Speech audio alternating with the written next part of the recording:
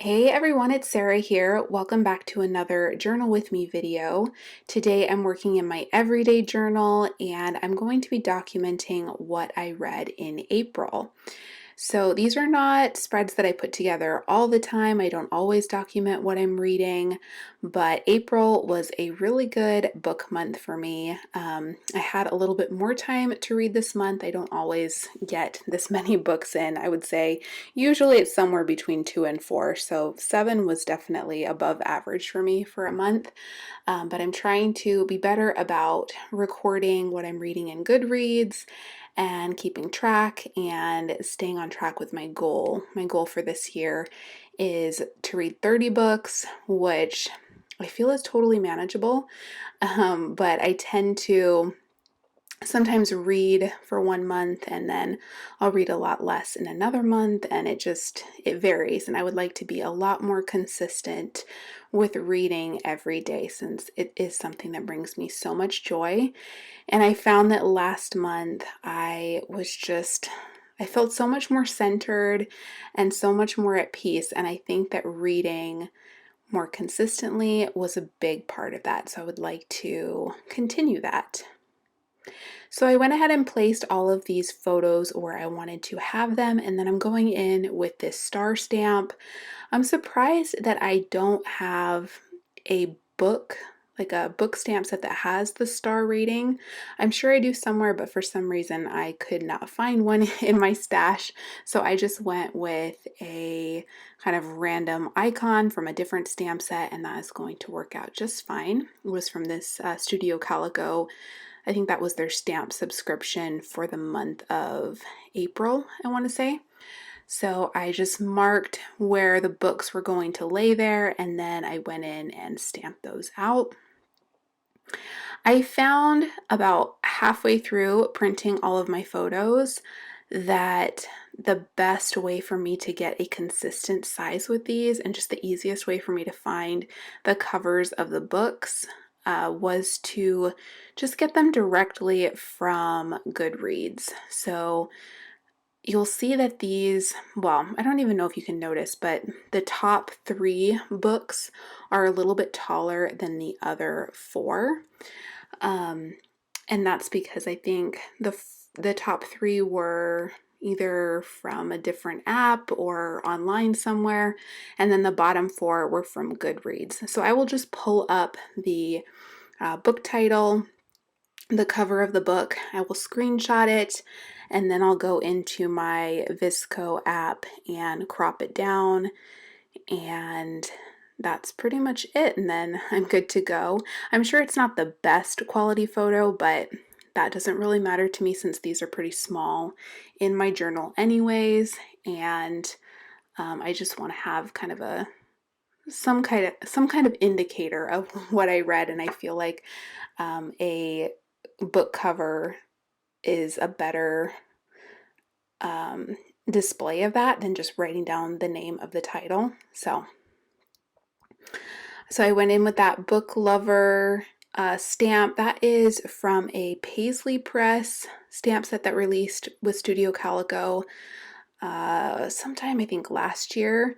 That is one of my favorite book stamp sets, and I think I think this one might be from that same stamp set as well. Yeah, that I'm pulling out right there. And then I also grabbed for some Felicity Jane washi tape, the black and white stripe. I love how neutral that is, and it just kind of looks like books with kind of the stacking of those lines. That other stamp set that I'm using is one that released from Studio Calico that was designed by Little Lamb Paper Company.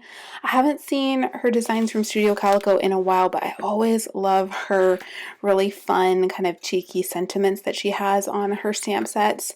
And that one in particular, it says, "I have no shelf control." And I just thought that was really cute. So I went ahead and stamped that in there. And then with some magic there, I went ahead and marked my star ratings on all of those.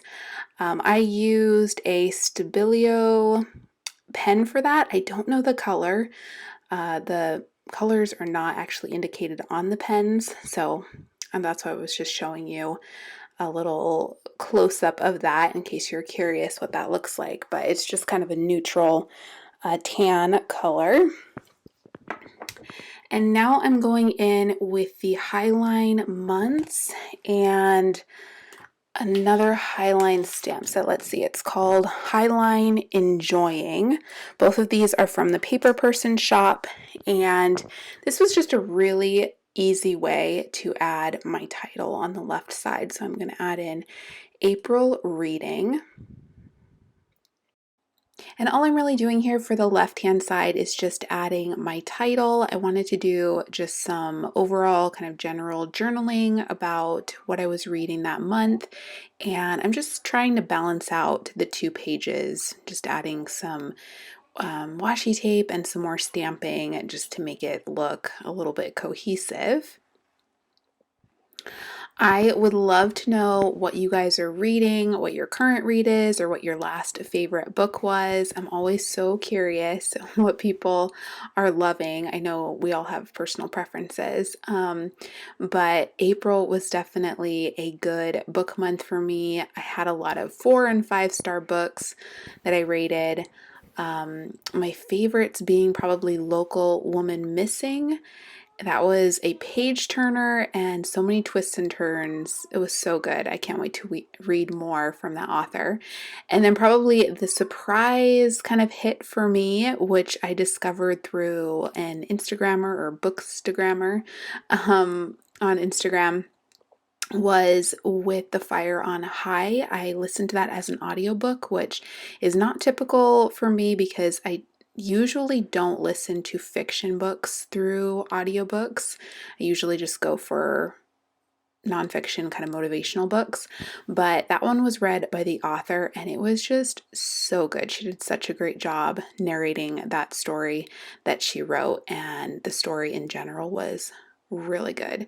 So I highly recommend that one. And I just had a lot of really good books that kept me going for that month, and I'm excited for this month as well. I have a stack right now on my nightstand that I've checked out, and I just find that that is the best thing for me, is to just, I guess, keep my stack really interesting, to keep looking for books and not wait until the last minute to find something that I think is going to be good, because that is where I kind of reach my lulls when I don't have something in my stack that I'm excited to read. So I've also found another way to kind of keep my momentum going with reading is to follow some really good Bookstagram accounts or Instagram accounts that are mainly book focused.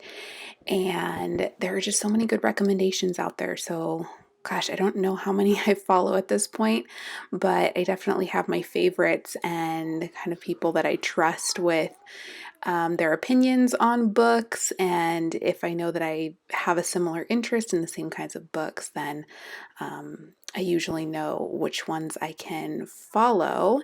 And there are also some crafty people here that share what books they read, and I've taken some recommendations from them as well. So definitely something that just kind of keeps me motivated to keep seeking out these really good books. I would love to know if you guys have annual goals or monthly goals that you set for yourself with reading. My kind of annual goal that I talked about is to read 30 books this year.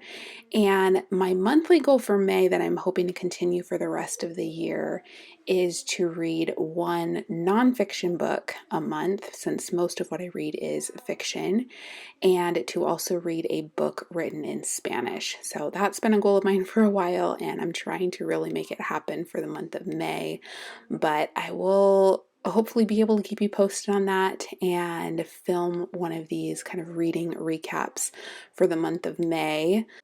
But that is going to do it for today's video. I really hope you enjoyed seeing how this process came together, and hopefully I will catch you in my next video.